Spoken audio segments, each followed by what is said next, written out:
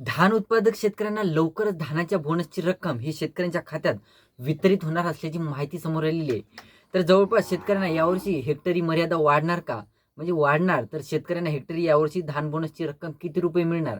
त्याचबरोबर ही रक्कम कधीपर्यंत वितरित होणार?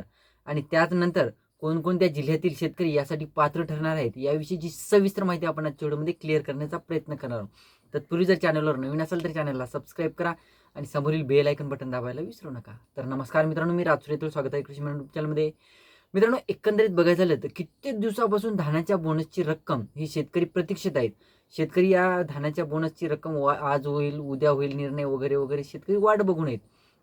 परंतु गेल्या कित्येक अधिवेशनामध्ये म्हणा किंवा याच्यामध्ये म्हणा मोठमोठ्या घोषणा करण्यात आल्या, धान बोनस वाटप करू अशी ग्वाही देण्यात आलेली. परंतु मित्रांनो, फायनली खासदार प्रफुल्ल पटेल यांनी या विषयावर आपली जे मत आहे ते मांडलेलं आहे आणि ग्वाही दिलेली आहे त्यांनी, की धानाच्या बोनसची रक्कम ही शेतकऱ्यांच्या खात्यावर आम्ही लवकरच जमा करणार आहोत.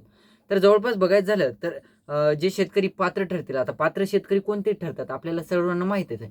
जे शेतकरी ऑनलाईन नोंदणी प्लस विक्री करतात ते शेतकरी पात्र ठरत असतात. यामध्ये जवळपास गोंदिया जिल्ह्यातील 1,32,000 शेतकऱ्यांनी ऑनलाईन नोंदणी केलेली आहे. तर जवळपास गोंदिया नाही, भंडारा, त्यानंतर चंद्रपूर, गडचिरोली या जिल्ह्यांचा सुद्धा यामध्ये समावेश असणार आहे, एकटा गोंदिया वगैरे नाही.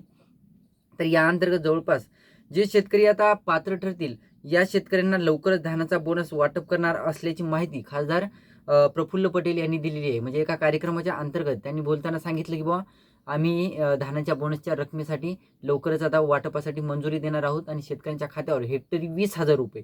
आता जवळपास बघायचं झालं तर दरवर्षी हेक्टरी 20,000, 2 हेक्टरच्या मर्यादेत 40,000 रुपये बोनस वितरित होत असतो.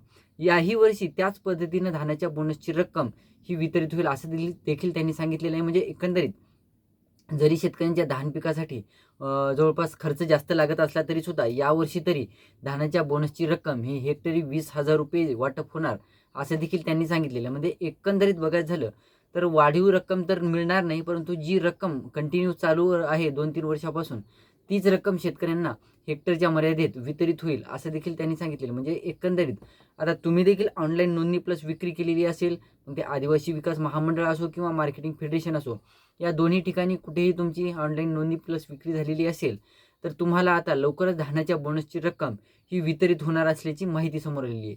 तर ही जर माहिती आवडली असेल तर लाईक करा, चॅनलला सबस्क्राईब करा आणि हा व्हिडिओ जास्तीत जास्त धान उत्पादक शेतकऱ्यांच्या पर्यंत पोहोचवण्याचा प्रयत्न करा. धन्यवाद.